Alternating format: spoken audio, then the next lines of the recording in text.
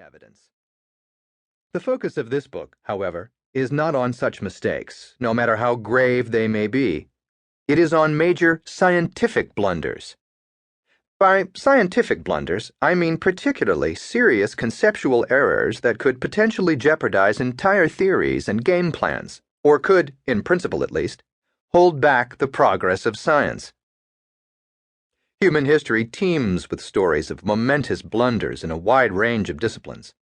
Some of these consequential errors go all the way back to the scriptures or to Greek mythology.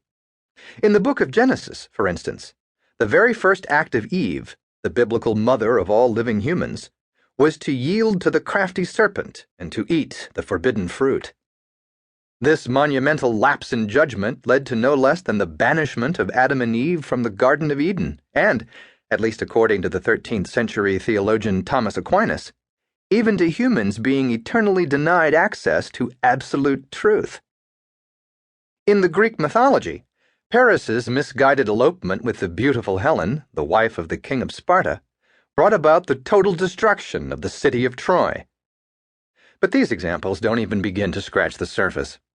Throughout history, neither renowned military commanders nor famous philosophers or groundbreaking thinkers were immune to serious blunders.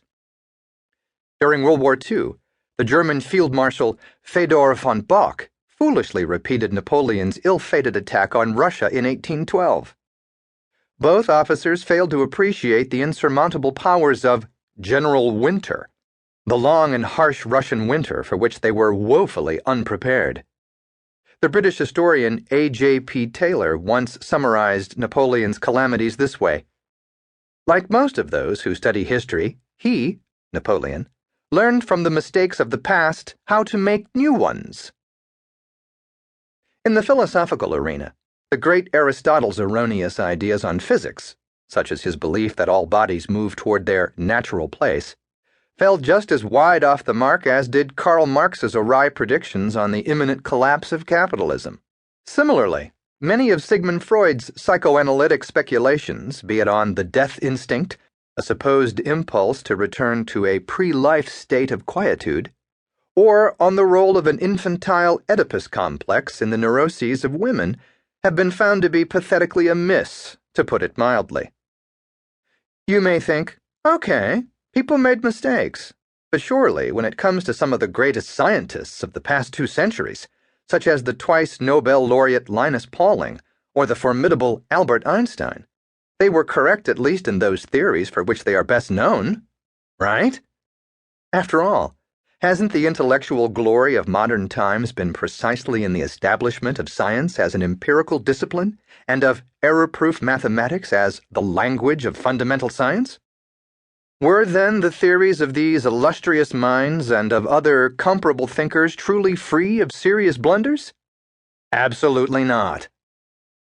The purpose of this book is to present in detail some of the surprising blunders of a few genuinely towering scientists, and to follow the unexpected consequences of those blunders. At the same time, my goal is also to attempt to analyze the possible causes for these blunders, and, to the extent possible, to uncover the fascinating relations between those blunders and features or limitations of the human mind. Ultimately, however, I hope to demonstrate that the road to discovery and innovation can be constructed even through the unlikely path of blunders. As we shall see, the delicate threads of evolution interweave all the particular blunders that I have selected to explore in detail in this book. That is, these are serious blunders related to the theories of the evolution of life on Earth, the evolution of the Earth itself, and the evolution of our universe as a whole. Blunders of evolution and evolution of blunders. One of the definitions of the word evolution in the Oxford English Dictionary reads, "The development or growth according to its inherent tendencies of anything that may be compared to a living organism. Also, the rise or origination of anything by natural development, as distinguished from its production by a specific act."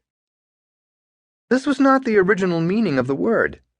In Latin, evolutio referred to the unrolling and reading of a book that existed in the form of a scroll. Even when the word started to gain